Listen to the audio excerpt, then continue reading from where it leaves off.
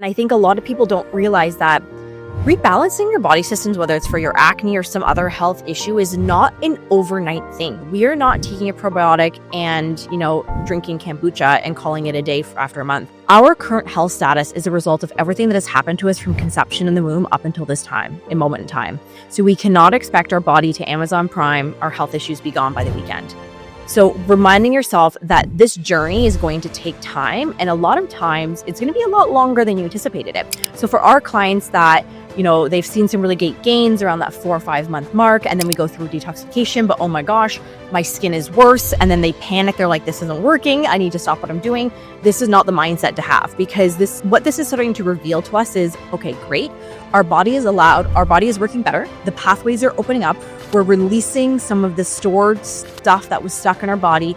Okay, it might be coming out in our skin, because remember, our skin is our body's largest organ for detoxification. So in your case, the fact that you were doing detox, you stopped it because you were traveling and then you came back, and on the trip you noticed some breakouts. What could have happened here is the detoxification was incomplete. And when you abruptly stopped it, the body's like, hey, where'd all that support go that I had? Where's the binders that I need to get rid of those toxins? Like, all right, I'll send it through the skin. And then that's when we can start to see that kind of recirculation through the skin. And then again, on the same front, it could have just taken one of those healing layers of the onion off and allowed that next healing layer to come up so that you can continue to support it. So for our clients, sometimes they need to go back to do another gut protocol after they've done a liver protocol.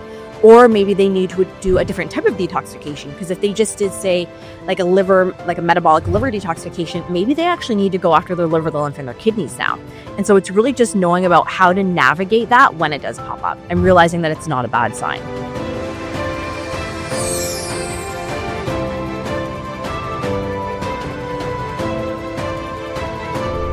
Katie Stewart, welcome to Passion Love Pursuit podcast. As I was saying offline, I'm so excited to have this conversation today, because not only am I kind of in the camp of somebody wanting to learn how to constantly battle this breakouts, no breakouts, why is it I have another breakout, like all these things that come up, and you kind of wonder, okay, why am I breaking out again? What's really happening? So I know that a lot of people are interested to know really what's at the root of these problems. So I'm just so happy to dive into all this today, because I know you are an expert when it comes to acne. Thank you. I was actually looking forward to being on your podcast all week. I was like, oh my gosh, I get to be with Erica on Friday. So I've been so looking forward to our recording today. And I absolutely love that whenever I get to talk to a host that has experienced acne, because I think if you haven't experienced it, it's really difficult for you to realize how impactful it is on your life, because we see acne in society as a physical issue, but it's very much a mentally emotional issue as well. So I love when the host is able to really understand that, the nuances and facets of the acne.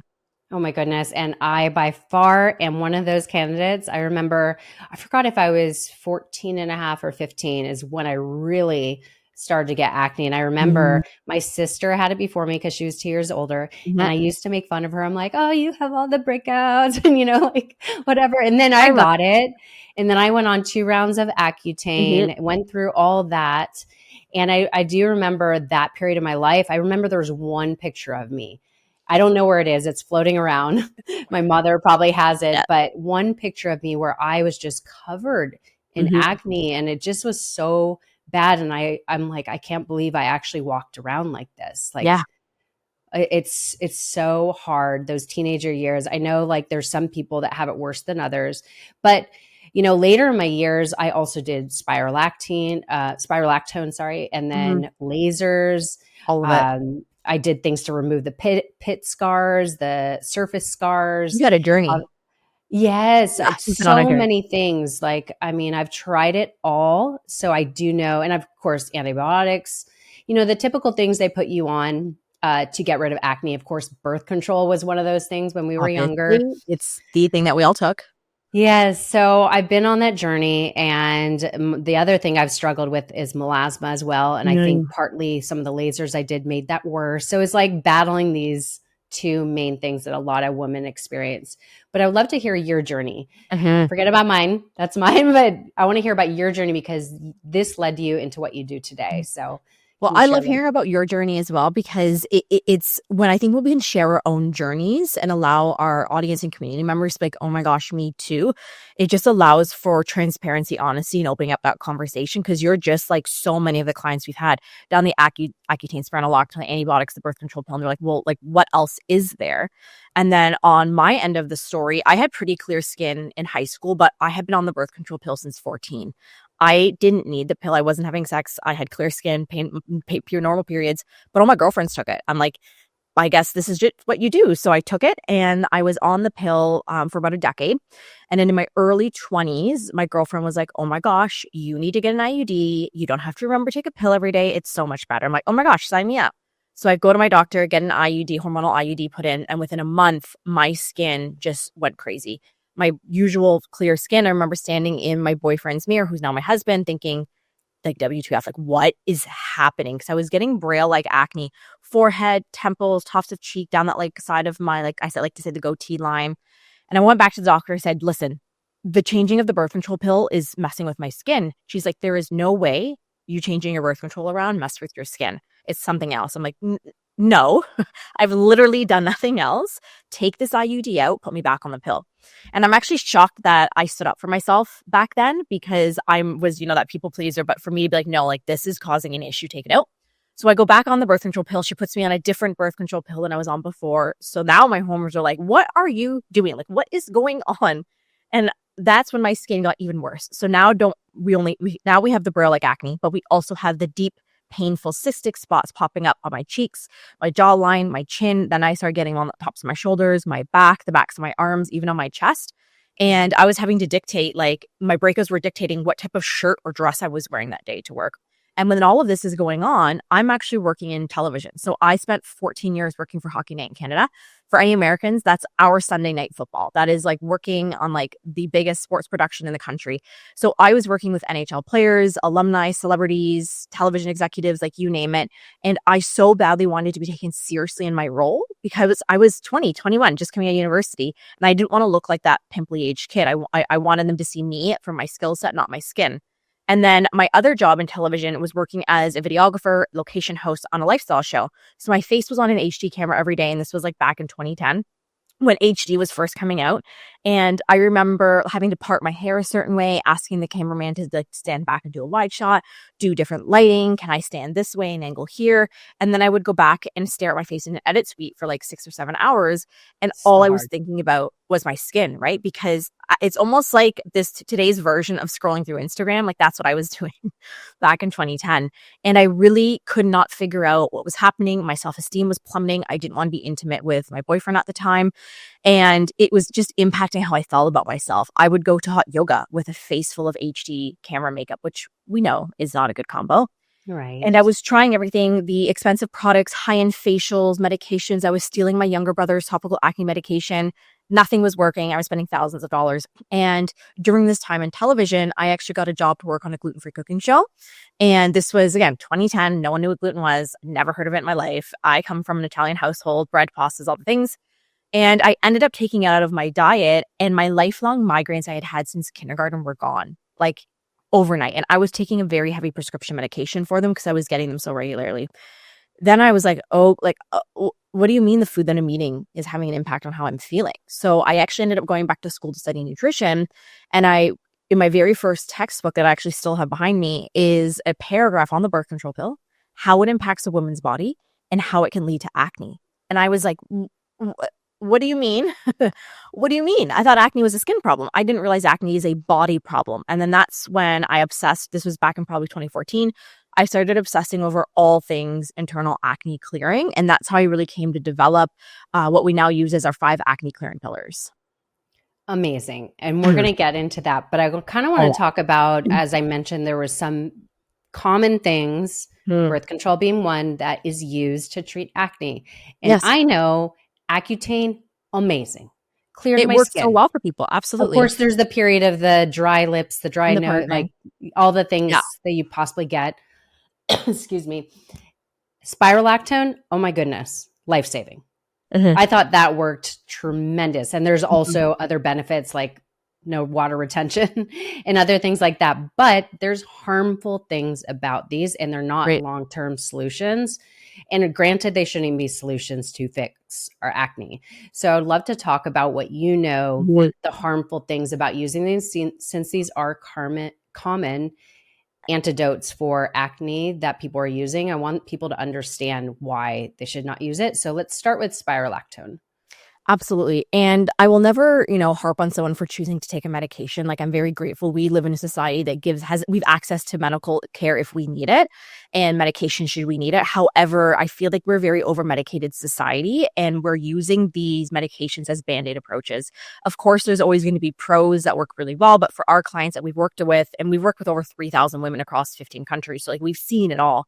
And we've had clients coming in that have taken all of these medications like yourself, a whole gamut, and they're still dealing with acne. Their skin hasn't cleared, or they take antibiotics, and as soon as they come off, their skin is even worse. So when we're looking at something like spironolactone, it is an off-label use. The reason they use it for acne is because it's an androgen suppressor, and the thinking is that acne is strictly androgen based. Is it a component? Yes, it is. But there's some people that go on it and it doesn't even work for them because their acne has nothing to do with androgens. We've had some clients take spironolactone and have heart palpitations and need to come off of it. So we always want to be working with the client and what's going on. So when we're looking at the alternatives, it's like, okay, if spironolactone really worked well, like for yourself, then can we be looking at, is there something androgen related? Could we be digging deeper? And like, is there a blood sugar issue going on? Do we want to be looking at progesterone? Like, how are our hormones working together? Is there a deeper gut issue? Because these medications strictly become that Band-Aid. Yep, exactly. And then Accutane. Yes. So this is the big one, of course. And what's really interesting about Accutane is it's actually should be prescribed for severe, widespread, high scarring acne. Yet it is prescribed for much more, I should say, much more mild cases than it's technically intended for. And while for some it can be absolutely life-saving, clears it up. Again, all of the women we have worked with have done several rounds of Accutane. On average, we probably see about 3 rounds that they've done. The most of the client has done is 7 rounds. And we generally find anywhere between month 3 and 9, the acne slowly starts to come back. So then they need to go back on Accutane again. And the issue with Accutane is it's actually a systemic drug. So that means it's body-wide. It's going to have an impact on pretty much every body system and organ in there. There's intense drying. There's a very intensive purging phase because of the way that it can lead to birth defects in an unborn fetus, that you have to take birth control. In Canada, you have to take birth control alongside Accutane if you choose to take that route. It actually can impact your eyesight. And I believe I read this stat years ago, so I don't know if it's still true, but there's a branch of the military that if you are a pilot in the military for this branch, you actually cannot be flying while on Accutane because of the impacts it has on your eyesight. So, and we have to realize that some of these are short term, but some of these impacts can actually be lifelong that we can't really reverse once we've done that damage. Yeah, I remember seeing on when you're filling out like medical forms. Yes. It will ask you, have you used Accutane in the last year? Yeah.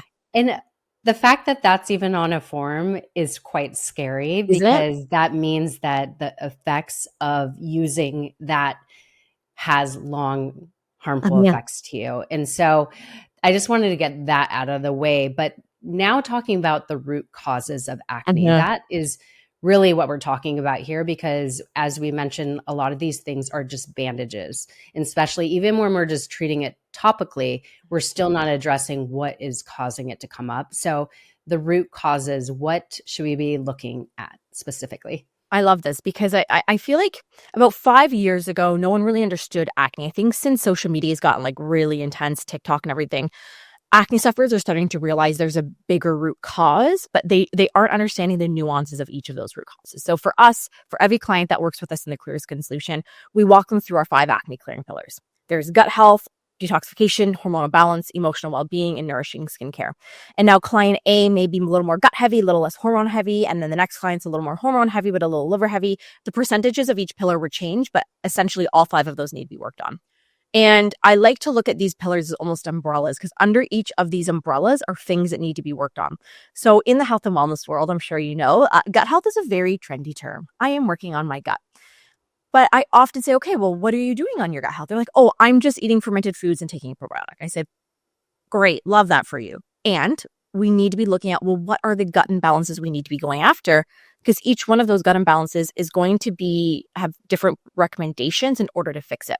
So for our clients, we heavily see low stomach acid. When we are dealing with low stomach acid, we can't be breaking our proteins down well. And remember, we need protein for our skin to rebuild and repair. We're also not breaking our food down. So we can be eating the best diet in the world, but if our digestive system isn't breaking it down, we are not getting the nutrients our body, our hormones, our liver, our skin all needs to function and thrive. And if we also aren't breaking our food down, it allows for the food to sit there too long. It putrefies, ferments, and becomes this perfect little buffet for all of the bad bacteria and yeast in your gut to feed all over it and proliferate. And we don't want that to occur because, again, when we see that imbalance in the microbiome, which is another big issue for acne sufferers, whether it's candida, a yeast overgrowth, SIBO, a bacterial overgrowth, or some type of other dysbiosis or imbalance in the microbiome, this is actually going to lead to inflammation, which is going to lead to acne. It's also going to be impacting the integrity of your gut lining. So if we are dealing with leaky gut, which can arise from processed foods, alcohol, sugars, literally any crappy thing going in our gut, we're leading to leaky gut, basically living. So when we're looking at leaky gut, it's a slang term for intestinal permeability. And when you look at your gut lining, you have all of these tight little cell junctions, and when they get irritated, they pull apart. They allow for undigested food particles, toxins, hormones that shouldn't be in there into your bloodstream, toxins and bacteria and food particles, not hormones, into your bloodstream, and they allow for circulation. And then the body's like, whoa, what is going on here? You're not supposed to be here. Red flag, we're having an immune response. And this is where, again, that body-wide inflammation that leads to acne occurs. And then if we're moving into the detoxification, I kind of like to look at these pillars as like that color wheel that all bleeds together, because each one of these pillars aren't separate from each other. They all work cohesively. So while we're looking at the gut, also if we aren't having healthy bowel movements every single day, which is part of our colon and our detoxification system, then this is also going to lead to inflammation, toxicity, and hormonal imbalance, because our gut and our digestive system is using our stool and our colon to excrete excess toxins, hormones like our estrogens, things it doesn't need out of the body. So if we aren't excreting this every single day, that's 1 to 3 times a day, and we need to have one long, smooth snake-like movement, no straining, no undigested food. There's no diarrhea. We need to be having a healthy bowel movement every day, because if the stool's sitting there too long, it starts to reabsorb back to the body, heads through circulation again. Now we're dealing with higher levels of inflammation, higher levels of toxicity, and hormonal imbalances, because the body is like, hey man, like I already got rid of this estrogen. Like, what are you doing back here? I'm on to like my next to-do list. And this is where we start to see kind of that chaos occur within the body that's going to be leading into skin issues.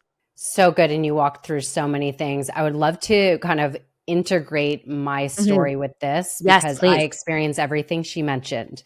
Mhm. So I believe it was the top of last year. Excuse me. I had my scalp psoriasis flare up. Itchy? Yeah, extremely itchy. You don't even want to live in your own body when it gets so itchy. And I was getting breakouts, bloating, all the things. Of course, the first thing I decided to do was check my gut. So I did functional medicine testing. I did something similar to GI map and spotlight testing. Of course, I found out that I had leaky gut. I had dysbiosis. I had high histamines. And a couple of my nutrients were low, like B vitamins. Just a few things. Yeah, just a few things to address. And luckily I was able to work with somebody to help me have a plan. Like I already had my diet dialed in, but when you have a leaky gut, you'll start to have intolerances. Eggs was definitely one of them. I believe for me, at least, that was the first instinctual thing I pulled out. And I went on a protocol. It took about 4 or 5 months to really feel like, okay, I feel like I'm in a good place now. Itching stopped. Scalp psoriasis practically wasn't there. Acne clear. Just everything was superb after I healed my gut. But you did mention low stomach acid and not being able to digest foods. And one of the things that I have every single meal is my HCl and my mast enzymes by Optimizer. So I'm just going to put a plug in there, because it is so, so good. And I really think that is a game changer, because I do think a lot of people, especially as you get into perimenopause, I think a lot of women start to, correct me if I'm wrong, I've heard that your stomach acid reduces. Yeah, And these we've are seen essential heavy things. reduction in it. Yes. So I think that it's a great essential to add, because I think with eating, of course, we're told to eat so much protein, of Yep. course, and which is a great thing, but we have to be able to break that down properly. Yes. So by using these enzymes, so Mm-hmm. helpful. So I'm going So good. to plug this into the episode. I'll leave a discount code in the show notes, because I just really stand behind this brand, first of all, and it's just so, so good. But so talking about gut testing, Yeah. what type of things do you do when you help somebody with acne? What specific tests might you Mm-hmm. go about Yeah. ordering? So for our clients that come in, every client receives a hair trace mineral analysis. And it may seem like such a simple test when you're like, oh, it's just looking at my minerals. I'm low in zinc, so I just need to take zinc. That's not what we want to be looking at. And if hair trace mineral analysis is very nuanced, and especially when you're looking at it for acne, we actually want to be looking at the minerals in relation to each other. So like if we're looking at like calcium, a ratio of calcium, magnesium, this can actually signify, is there blood sugar instability? You know, are we having too many grains in the diet? Are we struggling with potential insulin issues? And we can be seeing this from imbalances in our minerals. And when we get an HTMA back from our clients, we can generally get about 6 months worth of protocols just from an HTMA. And we can run a GI map for clients as an upgrade. Generally, it's not where we start right away, because we know our clients have gut inflammation because they have acne. So we will put them on, based on their HMA, specific gut protocols. And then we're like, okay, if we want to go and run one again, then we're going to be getting a better look of like what is still left, what's still left over. And we will also run something like a Dutch test or hormone test for our clients. Again, we don't recommend running that until maybe about the 6-month mark. And the reason being is we want to be working through all of those pillars to allow the body to start to release. So we previously talked about the gut pillar.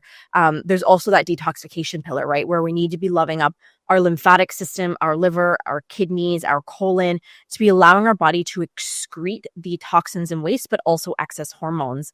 So I find a lot of people, they're like, Katie, I have hormonal acne. And I always say, yes, you have hormonal acne. And we have to remember that the health of our hormones heavily rely on the health of our gut and our detoxification systems. So we find that when we run an HMA, we go through the gut and liver and nutrient rebalancing and all of that. 9 times out of 10, their sex hormones are able to self-regulate because the pathways have been opened up to do so. And we generally like to run a Dutch closer to the end, because it's going to be giving you a better read on what's going on with your sex hormones as well, getting, some other markers in there. And then when we're looking at the hormones, we also have to remember that it's not just sex hormones that are causing our acne. We have to look at blood sugar, so insulin, and we have to be looking at cortisol, which is our stress hormone. So when we're working with clients, we really weave in that blood sugar stability, the stress reduction practices right off the hop. So that way we can be loving up all of those pillars together while we're working off of their functional labs. Amazing. Okay. So talking about the detox pathways, Mm-hmm. as I mentioned offline, okay, so I don't know if you could see it, but if you're on YouTube, if you could see it, then that means my makeup's not good enough. No, I'm kidding. No, your makeup looks great. I wouldn't even have guessed that you had a breakout until you told me. So I have just so many breakouts on my chin right now. And I was talking to Katie offline about this. Mm-hmm. I generally don't break out a whole lot anymore. Maybe, yes, during my cycle, that's kind of normal. Yep. But what I've been breaking out the last few weeks isn't normal. And I realized that I did a full body detox. I believe it was, I'm trying to, timing just merges into each other. That one recently. Yeah, somewhat recently. I think it was like 4 weeks ago, 3 weeks ago, I did a full body detox, and I did it for about 2.5 weeks. And the reason why I had to stop, because it was a month-long detox, I was traveling internationally, and some of the things needed to be refrigerated. So I stopped the detox, and then when I was on the trip, I started getting some breakouts. And when I came back, just like full blown, constant breakouts. And so trusty ChatGPT, I thought to confide in yesterday, like, why is this happening? And what is going on? Yeah. And what it responded is partly with the detox is possibly some of the toxins weren't fully eliminated. And then the other thing is, it kind of revealed imbalance in my hormones. Yes. So as I was talking to Katie about this, I find that really fascinating. And now I'm kind of wondering, okay, so now what, right? Yep. Like if you're doing a detox, you would think your skin would be clear after, but Yeah. what could be happening here and what would be your advice? And I'm not just asking for myself specifically, No, I'm for asking everybody. for Yeah. others. This is, again, very, very common. And I want to actually rewind to something you said earlier, where you said, I went through a gut protocol for 4 or 5 months, not a couple weeks, 4 or 5 months for one single protocol. And I think a lot of people don't realize that rebalancing your body systems, whether it's for your acne or some other health issue, is not an overnight thing. We are not taking a probiotic and, drinking kombucha and calling it a day after a month. Our current health status is a result of everything that has happened to us from conception in the womb up until this time, a moment in time. So we cannot expect our body to Amazon Prime our health issues be gone by the weekend. So reminding yourself that this journey is going to take time, and a lot of times it's going to be a lot longer than you anticipated it. So for our clients that, they've seen some really great gains around that 4 or 5 month mark, and then we go through detoxification, but oh my gosh, my skin is worse. And then they panic. They're like, this isn't working. I need to stop what I'm doing. This is not the mindset to have, because what this is starting to reveal to us is, okay, great. Our body is working better. The pathways are opening up. We're releasing some of the stored stuff that was stuck in our body. Okay, it might be coming out in our skin, because remember, our skin is our body's largest organ for detoxification. So in your case, the fact that you were doing detox, you stopped it because you were traveling and then you came back, and on the trip you noticed some breakouts. What could have happened here is the detoxification was incomplete. And when you abruptly stopped it, the body's like, hey, where'd all that support go that I had? Where's the binders that I need to get rid of those toxins? Like, all right, I'll send it through the skin. And then that's when we can start to see that kind of recirculation through the skin. And then again, on the same front, it could have just taken one of those healing layers of the onion off and allowed that next healing layer to come up so that you can continue to support it. So for our clients, sometimes they need to go back to do another gut protocol after they've done a liver protocol. Or maybe they need to do a different type of detoxification, because if they just did, say, like a metabolic liver detoxification, maybe they actually need to go after their liver, the lymph, and their kidneys now. And so it's really just knowing about how to navigate that when it does pop up and realizing that it's not a bad sign. Yeah. And the system I did was liver, kidney. It was a full body detox. Yeah. But I think, like you said, maybe it was incomplete and it didn't have that support. ChatGPT told me to continue the binders, but it said like Binders maybe are great. lay off. And so that was one of the, again, I'm asking Katie, but that was just me confiding in ChatGPT yesterday, because I was like, oh, that kind of makes sense. So it was very intriguing. But Yeah. I think the real key thing is really that it's a symptom of a larger issue. Yes. And now it's just finding out what the issue is. Absolutely. I would love to talk about face mapping. And how do you use face mapping? Okay. Yeah. So let's talk about it. And if we could kind of like go through the points. I'm actually glad you brought that up. It's actually one of the most popular blogs we have. I had originally published it, I think back in 2017, maybe 2018. And this year, we actually just went in and revamped the whole thing, because now we've worked with, like I said, 3,000 women all over the world. And what we love about traditional Chinese medicine is it really gives a beautiful foundation to work from. So we actually went and we kind of tweaked the TCM face map a little bit, just to give it like that modern upgrade, right? Because this is ancient medicine. So after we wanted to upgrade it with our own clinical experience. And for those that aren't familiar with traditional Chinese medicine, face mapping, really what it means is that based on where your breakouts or your skin issues are on the face, that different issues could be popping up. So we're not using it solely as a diagnostic tool, but we love to use the face mapping alongside functional labs and alongside your symptoms, and using these three together to get a really great picture. So one of the most common things that we get asked is, what about my chin acne? What does chin acne mean? Well, that's going to be related to, say, your pelvic organs, your hormones. If we're seeing maybe more like up around the higher jawline, maybe lungs. Another popular area is going to be middle of forehead. So that's very much a small intestine area. Maybe alongside the kind of small intestine. If you're watching the video, you'll see what I'm doing. We actually have a blog that we can link in your show notes, Erica. Bladder, maybe between the brows is going to be liver, sides of the temples are going to be gallbladder, tops of cheek are going to be stomach. So we can be using these to say, hey, okay, if I'm getting, a lot of breakouts in the middle of my forehead here with the small intestine, maybe what's really happening is the gut's calling for backup, right? This area is one of the first zones to react when our digestion is off or our microbiome is out of balance. So are we dealing with a food sensitivity like a gluten, a dairy, an egg, or whatever it is? Are we dealing with a candida? Are we dealing with a SIBO? Are we having poor digestive function, whether it's the enzymes or the low stomach acid? So really being able to link what's happening on your face to the internal organs in the body.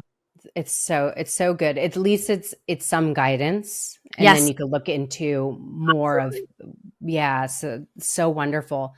Let's talk about foods and how that hmm contributes to acne. You mentioned gluten. I know yeah. dairy is a huge one. hmm Uh, I know raw milk is having a moment right It's now. having a moment. Yep.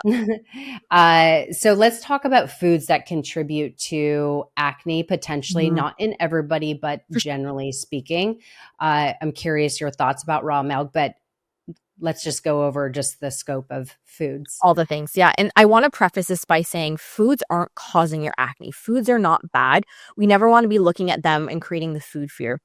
What a food sensitivity is when a sensitivity or intolerance is when your body has a reaction to a specific food. It could be gluten, dairy, it could be oranges, it could be strawberries. Like it can literally be to any food. A food sensitivity is actually a symptom of poor gut health, where if we are overreacting to certain foods, we have to be looking at the health of our gut, just like acne is. So it's remembering that food is not causing your acne, it's just triggering it to flare based on the immune response. And when we're looking at, well, what are the most common food triggers for acne sufferers? Number one is going to be gluten. I never make friends with that, of course. But the issue is the way that we have mass produced our food systems when it comes to wheat, when it comes to dairy, we have really destroyed our food system here in North America, where our body can't really identify the foods that it's eating anymore. So it's causing inflammation, it's causing issues. We didn't have these issues 200-300 years ago when we were eating very different wheat and flour than we are today. The wheat that we've been eating for the last few decades is heavily GMO, it's heavily sprayed with pesticides. So now we're linking, is it actually glyphosate issues that we're having and not gluten? But it's the way that we've kind of destroyed this food system. And when we're looking at gluten, it can be very, very irritating to the gut lining, which is going to lead to leaky gut, worse than leaky gut, lead to inflammation and breakouts. Then comes dairy, which is probably the most debated food in the nutrition world because you have two camps. You have the no dairy people and you have the raw dairy community. And the raw dairy community, they love their raw dairy. So I always want to preface that we're doing what works for the individual. So when we're looking at conventional dairy, so non-raw, the conventional, you're buying it at the store. This milk has been highly processed. All the enzymes are gone. The nutrients are dead. Like it's very inflammatory to the body because again, you're drinking it, leading to that leaky gut. But we're also finding that a lot of people just don't have the proper enzymes to be breaking the food down, to be breaking the lactose from the sugar, to be breaking the whey and the casein down. And it's when we're causing, again, that issue with the breaking down of the food, it's leading to more inflammation. Another issue with dairy is that it impacts insulin growth factor 1. So this is going to be a blood sugar issue, which is, again, blood sugar issues are going to lead to an overproduction of sebum in the skin, clogged pores, lead to breakouts. So when we're working with our clients, while we're working through a therapeutic protocol, we always say this is short term for long-term gain, right? This is therapeutic. There's an end date. We're doing it for a specific purpose. Just like if you broke your arm, you would put it in a cast. You wouldn't use it. When the cast came off, you would do your physio exercises to regain movement, and then you could go back to your day-to-day things. This is the same thing with your internal organs. So we generally have our clients hold off on dairy altogether while they're going through their therapeutic protocols. And then when we're at the tail end, should they want to bring dairy back in, the first things we recommend would be a raw goat or a raw sheep, because we're going to be getting all of the beneficial nutrients. They're going to be easier to digest, not just because they're raw, but also because the sheep and the goat proteins are more similar to a mother's milk than the protein in a cow's milk, because the protein in a cow's milk is made to grow a baby calf into a 1,000-pound animal. So it's going to be a lot harder for us to be breaking down. And then should that be okay, then that's when maybe we're looking at a raw A2 milk, which is going to be a higher quality milk coming from different cows. So there all are ways to be weaving this back in. But again, there are people that just can't do dairy, that it just doesn't suit with them. We find the Asian population, a lot of them straight up do not have the enzymes to be breaking dairy down. So it can be very, very difficult for them. And it's based on the culture and how their bodies have adapted over like thousands of years. How about egg whites? Ooh, this is a good one. So we get eggs asked all the time. Eggs, in our experience, aren't causing your acne. And a lot of people think, oh my gosh, I have acne. I cannot eat eggs ever because it causes acne immediately. It can cause acne in somebody that has an intolerance to it. And if you're going to have an intolerance to an egg, it's generally the egg white. And you will be seeing this done on a food sensitivity test, where you will be looking at your IgG. So this is looking at food sensitivities, where the skin prick tests you get at the doctor is looking at an IgE immune response or an allergy. So egg whites, for those that do have intolerance to them, of course, just like a gluten, a dairy, a strawberry, whatever that intolerance is, it's going to have that same response. But we have to remember that a lot of people with acne can eat eggs okay, and can be a great source of protein because it has fat-soluble nutrients in the yolk. It's a cheaper source of protein. It's easier to get. So again, knowing what works for your body, and this is where the testing can come in really handy, because we don't want to be cutting out all of these foods if we don't have to. Yeah, absolutely. And do you ever suggest anti-inflammatory diet when you're working with people? Yes, it's actually the base and the foundation to which we build everything. So when we have clients come in, you're eating an anti-inflammatory, I like to say nutrition because diet has such a bad connotation. We're doing anti-inflammatory nutrition where we are focusing on foods that naturally reduce inflammation in the body, and we're avoiding foods that increase inflammation in the body. So on the anti-inflammatory side, this is quality proteins, getting the best that you can for what your budget is. Making sure you're getting enough protein. We're getting in a rainbow of fruits and vegetables. So you're getting that variation of vitamins, minerals, and antioxidants, the nuts, the seeds, the healthy fats, your olive oils, your avocado oil. And then you're avoiding those pro-inflammatory foods, the gluten, the conventional dairy, the refined seed oils like your canola oils, the refined white sugars. And it's not like you have to get rid of sweetness altogether. Let's instead opt for a raw honey, maple syrup, a monk fruit, medjool dates, coconut sugar. There's so many options that we can be swapping out for to be focusing on that anti-inflammatory diet. But I also want to give a caveat here, because we have clients coming and saying, Katie, I already eat anti-inflammatory nutrition. Like, my acne isn't clear. This isn't working. Two things you need to consider. One is, are you truly eating an anti-inflammatory diet? Because most of the times when clients come in, they think they're eating that way, but we can see that, there's actually a lot of tweaks. They're like, oh my gosh, I didn't realize I was doing that and I should have been. And it's no fault to you. You don't do this for a living. So that's why having someone that can pinpoint those imbalances. Another issue is we see, okay, you're eating anti-inflammatory, but your body is very acidic, very high levels of acidity. So can we be really making sure we're digesting, we're breaking down, we're assimilating, we're creating that more alkaline environment? And then the third one is the anti-inflammatory nutrition is the foundation to what we build other things from. Because if you have a candida overgrowth, if you have a SIBO issue, you are going to be eating very, very different than if you have a methylation issue. So we look at anti-inflammatory, and then it's like, okay, we're dealing with SIBO. We actually have to eat these specific foods. We're going to avoid these other foods, and we're going to weave in these supplementation. So it's knowing that we have to create a therapeutic version of the anti-inflammatory diet. Absolutely. And that's a topic in itself. Oh, huge. Addressing that. I was going to ask, I just blanked out for a second. What was I going to ask? Oh my goodness. So going to the foods. Yes. I'm just trying to think where my mind was going. I was going somewhere. Other things we can talk. Oh, you got it. Yeah, one of the things I wanted to ask was supplementation. This is what I was going to ask. So now that I came up. So you mentioned with your hair mineral analysis test, which I've done actually twice. So I've looked at that. What specifically are you looking for that would be an indicator of acne? Yeah, so we're actually looking at the mineral ratios themselves. So I mentioned earlier about the calcium-magnesium ratio. When this is off, we can be signaling blood sugar instability. When there is blood sugar instability, we are going to see an impact on our cortisol, which is our stress hormone. This creates this domino effect where we're now producing more sebum than our skin needs, which is a sticky, oily substance that can clog pores and lead to breakouts. So that's going to be a marker that we're looking for. Maybe we're looking at like a calcium iron level. And, if we too little iron or too little calcium too little iron or too much iron for the calcium. And there's a lot of minerals involved in this one, because either way, it's going to be showing that the foods we're digesting, maybe we're not breaking it down. So we're dealing with anemia. And if we're looking at, say, our sodium potassium, this is going to be looking at what's going on with our stress. Like, how are our adrenals functioning? and watching it with our endocrine system and our stress response. So we are actually looking at every single mineral ratio because each one of those is going to be giving us more insights. Like if we're looking at, say, zinc copper on the HTMA, this is showing us our body's ability to detoxify, say, sex hormones, or is there drug metabolites going on? Maybe with high cholesterol. So there's so much to be considering. And this is why when you look at an HTMA, you really need to understand how to look at it from an acne lens, because each mineral is telling you a different story. Gotcha. Thank you so much. Supplements. Yes. Is there something that helps acne as far as supplementation that you recommend, or also things to avoid as well? So with supplementation, this is so individualized where everyone thinks, oh, I just need a period gummy. I need to make sure I have DIM and a probiotic and I'm good to go. Yes, and I will always say yes, and. So your supplements are going to be very specific to you. We have worked with thousands of women.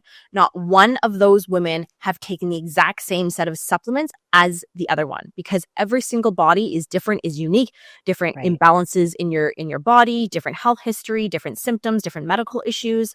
So while maybe you might be on similar eating ways, similar eating protocols, supplements you're taking are going to be very different. So this is where I never want you to think, oh, I just go to ChatGPT or go to a BuzzFeed article and it's like, here's the 6 supplements every acne sufferer needs to take, because that is a red flag. Like, run the other way. Because a lot of people think, oh, I'm an acne sufferer, so I need to take zinc. Because it heals my skin. I need to take DIM because that's good for my hormones. I need to take probiotic because that's good for my gut. I should probably take magnesium because I hear about it everywhere. Oh, I need to take a fish oil because I heard about the omegas. And I have to take this B vitamin because it's good for my stress response. And they're coming in with a very similar set of like cookie cutter supplements, but it's not what their body needs. So you're literally just wasting your money on supplements that your body can't even digest and assimilate because your gut's struggling that much.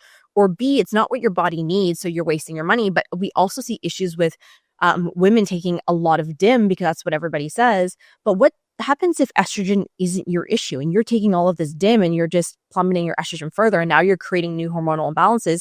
Now you're getting night sweats. Now you feel like you're in perimenopause, but it's all because you were messing with your hormones, not knowing what's happening. So good. And that's why you test, not guess. That's why we test, we don't guess. Yeah. I mean, I'm all about that. I think testing is so critical to actually see what your body needs. Because I love supplements and I take plenty of supplements, but all of them serve a reason and they're all specifically what my body needs at the season it's in. Exactly. So yeah. Colostrum. Yes. So it's a big one, right? We see it all over Instagram and TikTok. In the right situation. So what's interesting about colostrum is, yes, it comes from a cow, but it is not the same as a regular milk because it has very different nutrients available, because it's almost like the first milk, right? Like a human baby gets that as well. So colostrum can be used in the right circumstance. If you are dealing with gut inflammation, heavy leaky gut, it can be really, really good for healing and sealing that gut lining. However, we also need to be looking at, does this person have, different issues happening? What are their different health symptoms? So it can be useful in the right circumstance, but I don't think it is a blanket thing that's just going to heal everybody's gut. Perfect. Amazing.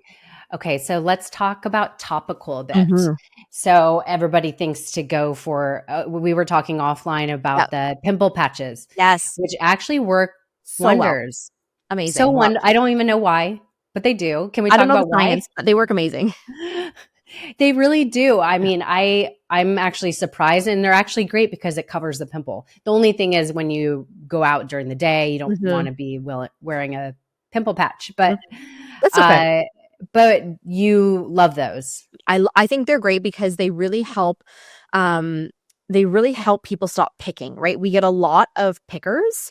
And so when we're putting a physical barrier over top, it stops us from wanting to pop and poke and all of that. Because when we're popping, when we're poking and we're trying to excrete it, we can be creating a lot of damage underneath the skin, which is going to be breaking it open under the skin, causing it to be more inflamed and spread. We all know it's not good. So I think a pimple patch can be really, really good, and used in the right way, because they work great for whiteheads that have come to the surface, but they're not really going to do much if you have a deep under the skin spot. Yeah, I'm a picker. Yeah, for sure. We are. And it's so bad, but it's so tempting. And that's why, like you said, so many people do it because we're like, oh, to get the white stuff out, then it will go down. And anyways, I could go on about that. But cystic acne, What's the cause of that? What's the best way to treat it? So cystic acne is, again, going to be related to those deeper imbalances. Like, are we dealing with the gut issues? Are we dealing with detoxification issues and it's coming out in our skin? Is it related to our hormones? So we really do see that it's related to all of those imbalances. So it's not like you'd be like, oh, the cystic is related to just the estrogen. That's the only thing. But it's just knowing that when it's deep under the skin, we don't want to be poking or prodding. Things like putting an ice cube wrapped in a cloth against it can really help with the swelling. Maybe we're putting like a green tea extract, something to kind of bring that swelling down can be really great. I really love red light therapy. I'm a huge fan of the red light masks, or there's a brand that I love and they do a blue and red light, which is great for a combination of acne and anti-aging. So the red light can be great for helping to reduce that inflammation as well. I think when we can be using the topicals in conjunction with the internal, this is what gives you the biggest game change. Because for us, skincare is the fifth pillar. The only one we haven't talked about is emotional well-being, but we can weave that in later. The skincare is important, right? It's not like we're going to forgo our skincare routine just because we're working on our gut health. We just want to be making sure the skincare that we're doing isn't doing more harm than good, because a lot of acne sufferers are like, more is more. I need acids in every product I apply to my face 7 days a week, morning and night. I need benzoyl peroxides. I need alcohols. I need tretinoin. I need medicated topicals. But what we're doing here is we are disrupting our skin barrier and we are wrecking our skin's natural microbiome. These two things work together to create very healthy skin. So if our barrier gets disrupted, we are going to see drier skin. We are going to see inflammation. We're going to see redness, irritation, sensitized. So we're reacting to more products now. And it's also going to lead us to getting more breakouts because that barrier has been disrupted. So it's like pulling back, and can we be sticking to a simple routine using the acids maybe 1 to 3 times a week in just one product? Maybe we're looking at ceramides. Maybe we're looking at hyaluronic acid, niacinamide, the green tea I mentioned. So many different options that we can be using to soothe our skin rather than stripping it. Yeah, and I think that's the problem with a lot of these acne treatments that are specifically for acne is they dry it out and they just aggravate it more. I feel like I know all these things. It's just funny. I'm listening to you. I'm like, I totally know all these things, but I just did this for the last couple of weeks. I literally just find everything in my pantry or in my closet. Yeah, I've been putting a lot of sulfur on and masks, and I've been doing a lot of things, but you panic, right? I think you're like, oh my gosh. Yeah, because I'm like, what is going on? And they just keep coming up. But I know, and especially as you're reiterating these things, I know that it's I think some of us just go full force at it, and you're actually just making it worse. And that's literally what I'm doing. So this is just so timely for me. And I'm sure anybody listening, this is just to remind you, it really is a holistic approach, and also just to be mindful, not aggressive approach, because I think that's just causing more inflammation to the area. For sure. Yeah. So good. Talking about the well-being, I think we gotta wrap it with a bow because that's so critical, right? I think it's one of the most important pillars, but it's the most overlooked pillar. And I can tell you this with certainty because whenever we run a webinar or a masterclass on any of the other pillars, there's 500 people registered. 250 are showing up live. And then whenever we run something related to the emotional well-being pillar, we have 150 register, 20 show up.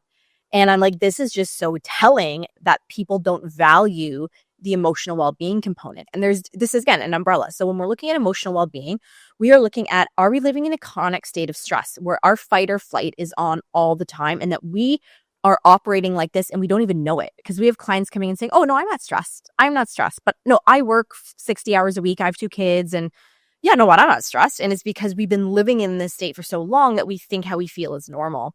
And when we're dealing with this chronic state of fight or flight, this is keeping our body out of the healing area, right? Out of the rest and digest, where we're breaking our food down, where our body's able to do, clean house. Because if we're always in fight or flight, we are pulling energy away from other body systems in order to send it to our limbs to run away from the danger.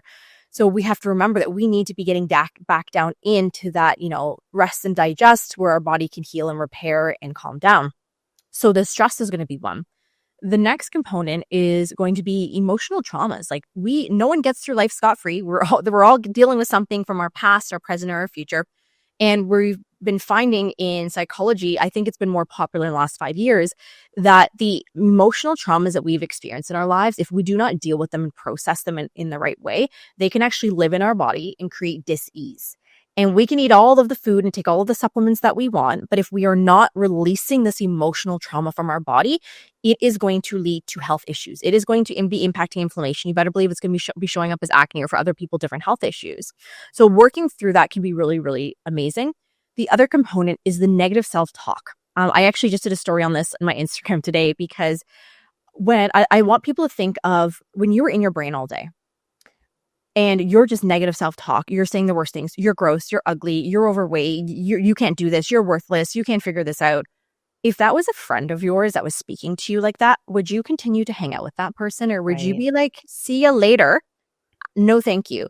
Obviously, you would send them packing, but this is how we're talking to ourselves all day long. So instead, I want you to reframe that and think, okay, would I talk to my best friend in the world like that? If she was coming to me and saying all of these things to her, what would I say to her in response? And I think that allows your brain to say, oh, damn, like, okay, no, you should be saying, you know what? You're doing great. You've had a lot on your plate. There's a lot going on. You're resilient. You know, you should be resting. So I really want you to start to think that instead of talking to myself like I do every day, talk to yourself like you would your best friend, because that negative self-talk is going to make healing so much harder, because I'm such a big believer that our internal thoughts and feelings create our external environment and situation. And then that final component of emotional well-being is going to be setting boundaries. Because as women, we are not good at setting boundaries for the most part. We are the yes women. We're like, yeah, no, my house is burning down, but yeah, I can go pick up your dogs for you. Of course I can. Absolutely. And we don't know how to set boundaries. And one thing that I've really started to implement in my own life in the last few years is asking myself this question. Before I say yes, I say, by saying yes to this person, am I saying no to me? Right. And then that allows me to say, okay, maybe I'm going to say no. And I say, thank you so much for thinking of me. I really appreciate it. I just have so much on my plate right now, and I want to be able to give that task the best of my ability, but I know I won't be able to. Could you maybe circle around in a few months and ask me that again? So that way you're not like directly just saying no, but you're also putting up those boundaries saying, hey, I am overwhelmed. I can't add anything more. So I think when we really pull all of this together, this can create some of the biggest change in our health, whether it's skin or anything else. Oh, so good and so necessary. I'm so happy we touched on that. The one other thing I want to ask, because I know it's common during pregnancy, there's some women that break out a lot. How to address that if you're pregnant? Absolutely. We see this all the time. You know, we actually have a program that we run for our pregnant mamas who are trying to conceive. And a lot of women, whether they had acne before, they didn't have acne, their skin is just not happy. And we have it where some women, their skin's really bad for the first trimester, that one, like month 1 to 3, and then it kind of tapers off. We have other women where they're like, oh my gosh, my acne was horrendous the whole time, and it wasn't until I was done breastfeeding. So we have to remember that when we are in this trying to conceive, pregnancy, and postpartum phase, we have to be working with our body in a very different way, because the more intensive protocols of detoxification, hormone balancing, gut protocols, these protocols are going to be contraindicated for pregnancy, because the health of the baby is always going to be the number one priority in the health of the mom. And we don't want to be doing things that could potentially be impacting the pregnancy. So this is where we want to be taking very simple approach. So for our clients, it's like, okay, can we get a really great whole food multivitamin in there where we're getting enough DHA, which is an essential fatty acid. We're getting enough antioxidants. Are we eating enough protein? Are we eating enough fiber? Are we getting a wide range? Now, I've been pregnant 6 times, so I can completely appreciate how difficult pregnancy is. And I actually get hyperemesis gravidarum for every pregnancy, which is an extreme form of nausea and vomiting. So I can understand, we're like, Katie, I don't want to eat protein and fiber and fat right now. I literally am just throwing up in the bathroom for 6 hours a day. I feel you. So if you were in that boat, do not stress. Remind yourself that, you know, if we were eating really good beforehand, the baby's going to be pulling from your nutrient stores. It's just you that's going to suffer, as we do in motherhood. And, you know, when you're able to start introducing food back in, that's when can we be focusing on the berries and, you know, the fish or the chicken or whatever those foods are, to be getting the nutrients that our body needs. And then also really focusing on lifestyle habits. So reducing the stress. You know, having a baby is a very stressful time, whether you're trying to conceive, you're pregnant, or you're breastfeeding. This is all stressful. So if we can be kinder to ourselves, giving ourselves more rest, more stress reduction, saying no to things, reminding yourself, I'm actually going to take a nap, and instead of doing the laundry, it can sit there. Because when we are bringing that stress response down, it's also going to help with the breakouts as well. So good. So much value in this episode. I mean, I know there's so much more. And of course, you have a program to help people heal their acne. So what is that program? And of course, it will be in the show notes. That is the Clear Skin Solution. That's where we work with our clients anywhere in the world. We've worked 50 different countries, and it's 100% virtual. You're hanging out with us for 6 months. We're doing the functional labs. We're doing your gut, your liver, your detox, all of it, emotions, skincare, you name it. We got it covered. Amazing. I love it. And where can people find out more and follow you on All the things. Instagram or wherever you All live? of them. Yeah. I live on Instagram a lot. So at Katie Stewart Wellness, that's the same for our YouTube channel, same for our website. And then we also have a great podcast, the Clear Skin Chronicles, which is all of this we just talked about in all of the different ways. Amazing. Oh my gosh. So much information. I know if anybody wants to dive anywhere deeper, you know where to find her, and everything else would be in the show notes. So thank you so much for your time and your wealth of information. We really went over a lot, but I know there's a lot more questions probably people will have. So I hope you go find Katie and learn whatever you need to know to heal your acne. Thank you.